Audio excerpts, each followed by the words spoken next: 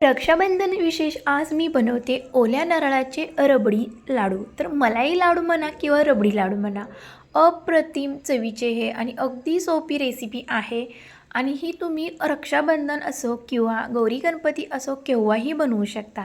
खूप काही वेळ लागत नाही, पटकन हे लाडू बनले जातात। तर हा व्हिडिओ कुठेही स्किप न करता शेवटपर्यंत बघा। तर इथे आपण खवलेला नारळ घेतलेला आहे। तर ओला नारळ असतो त्याचं काळपटपणा असतो तो काढून घेतलेला आहे आणि एकदम फाईन असं मिक्सरमधून बारीक करून घेतलेला आहे 1 कप भरून। तर आपल्याला हे मॉइश्चर जाईपर्यंत ओला नारळ चांगला भाजून घ्यायचा आहे, म्हणजे त्यातील जो ओलावा असतो तो निघून गेला पाहिजे। आता 2-3 मिनिटानंतर आपला छान असा हा ओला नारळ भाजून झालेला आहे। आता यामध्येच मी इथे 1 कप दूध घातलेला आहे। तर 1 कप ओल्या नारळासाठी 1 कप दूध वापरायचे आहे। तर दुधामध्ये हा ओला नारळ आपण परतून घेऊया। जास्त वेळ पण परतू नका, नाही तर जो व्हाईट कलर असतो पांढरा तो निघून जाईल आणि पांढरे शुभ्र लाडू बनणार नाहीत। आता हे परतून झालेलं आहे दुधामध्ये। आता इथे आपण साखर घालायची आहे।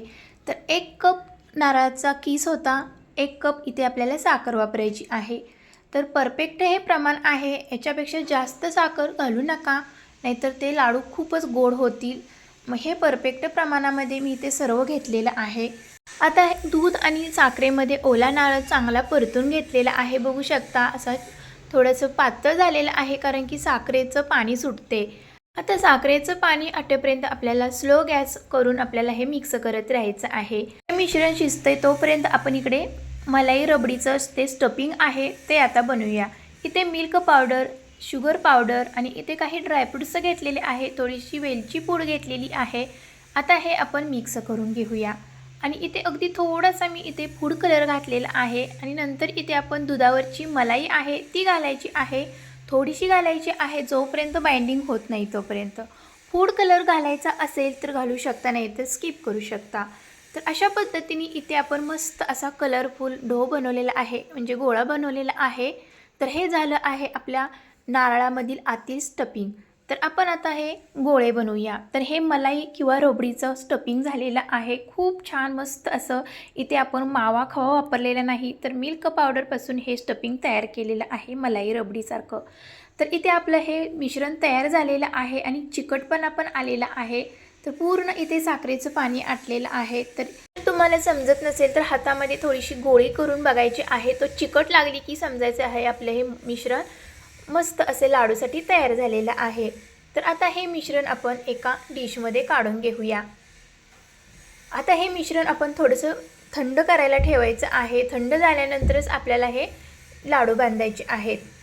तर फॅनच्या वाऱ्याखाली तुम्ही हे मिश्रण ठेवू शकता। तर आता हे थंड पूर्ण झालेलं आहे, बघू शकता हे लाडू बांधण्यासाठी परफेक्ट झालेलं आहे, कुठेही ओलावा राहिला नाही, अगदी रसरशीत असे हे लाडू बनण्यासाठी परफेक्ट मिश्रण तयार झालेलं आहे। तर हाताला तूप लावून अशी छोटीशी पारी बनवायची आहे। जे आपण स्टफिंग बनवलेली होतो गोळी, ती गोळी बरोबर मध्ये घालून आपल्याला हे फोल्ड करून गोल बनवायची आहे। अशा पद्धतीने हे एकसारखा लाडू बांधायचा आहे आणि मस्त असा हा आपला ओल्या नारळाचा लाडू तयार झालेला आहे। अशा पद्धतीने इथे मी सर्व लाडू बांधून घेतलेले आहे। मध्ये आपल्या ह्या मलाईच्या गोळ्या ठेवून असे गोल गरगरीत लाडू बांधलेले आहेत। आता हे लाडू आपण मस्त असे सुंदर दिसण्यासाठी इथे मी डेसिकेटेड कोकोनट पावडरमध्ये हे डीप केलेले आहेत, असे घोळवायचे आहेत। खूप छान दिसायलाही सुंदर दिसतील आणि खायला पण टेस्टी लागतील। अशा पद्धतीने आपण सर्व लाडू आता इथे हे घोळवून घेऊया।